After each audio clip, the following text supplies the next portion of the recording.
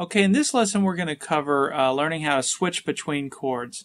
Now that we've learned how to make some full chords, and we're not limited to just simple chords any longer, your next challenge is going to be learning how to switch between those chords quickly.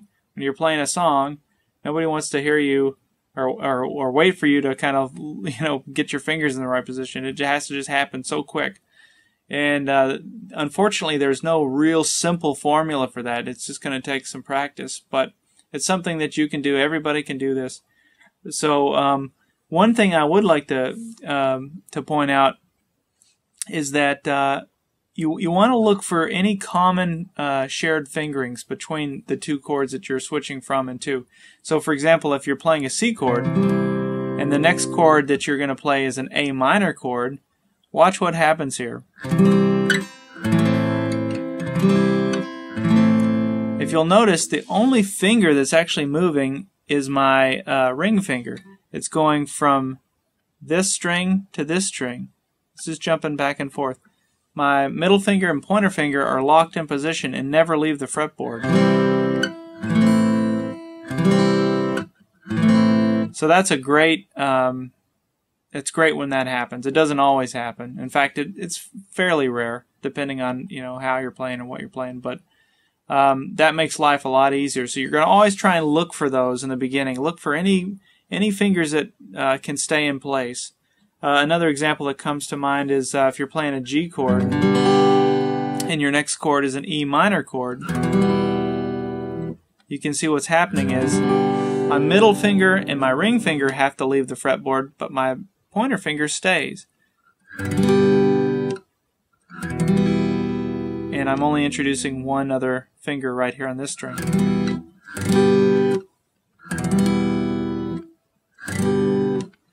So that's a nice easy transition between a G and an E minor, and the other one was a C and an A minor. Now, in these first few songs that we're learning, we're playing a G, a C, and a D, which are very common stock chords that you're going to use throughout your years in playing guitar. And unfortunately, there are no common shared fingers between any of these three chords. Your fingers have to completely leave the fretboard every time and form a new chord. So, so one practice tip I could give you is to learn to just to play a chord. So, for example, I do this with each one of them. So we'll start with a G. You play the chord. You take your hand completely off the fretboard, and then grab it again.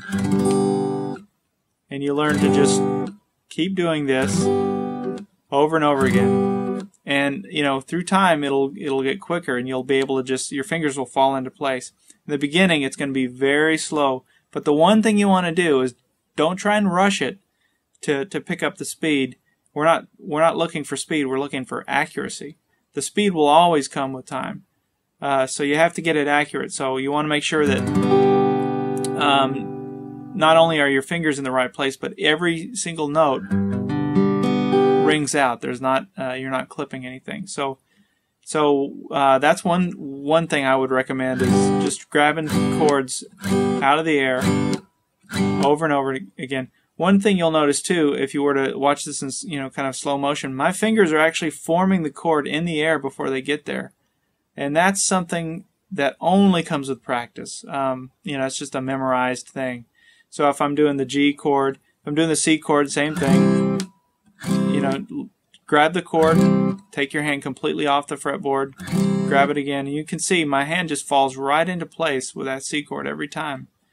It's very natural. It doesn't feel, there's no struggling at all.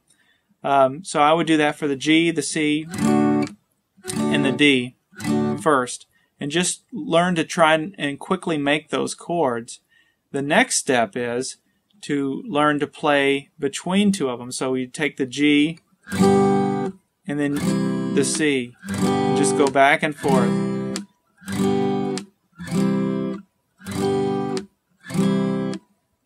Again, like I said, there's unfortunately there's no shared fingers, so you're going to have to, your fingers have to completely leave the fretboard as you make each chord, and you have to form a new chord. But with a lot of practice and over time, this will become very natural. So remember to always look for common shared fingerings whether you're doing open position chords or when we advance to bar chords or whatever. There's always going to be opportunity for there to be some shared fingerings. Now it doesn't always happen, but in the beginning that's what you're going to want to look for. So when you're out there on the web and you're looking for chord charts or tablature, try and map out any of these shared fingerings in the beginning. As you get better with chords and you've played them a lot, you won't have to do that. You'll just kind of know. But in the beginning, you may want to try and map them out and just look for anything that you can, any shared fingerings. Somebody once told me that playing the guitar is kind of like a game of golf. It's the least amount of strokes to get the ball in the hole, which I totally agree with.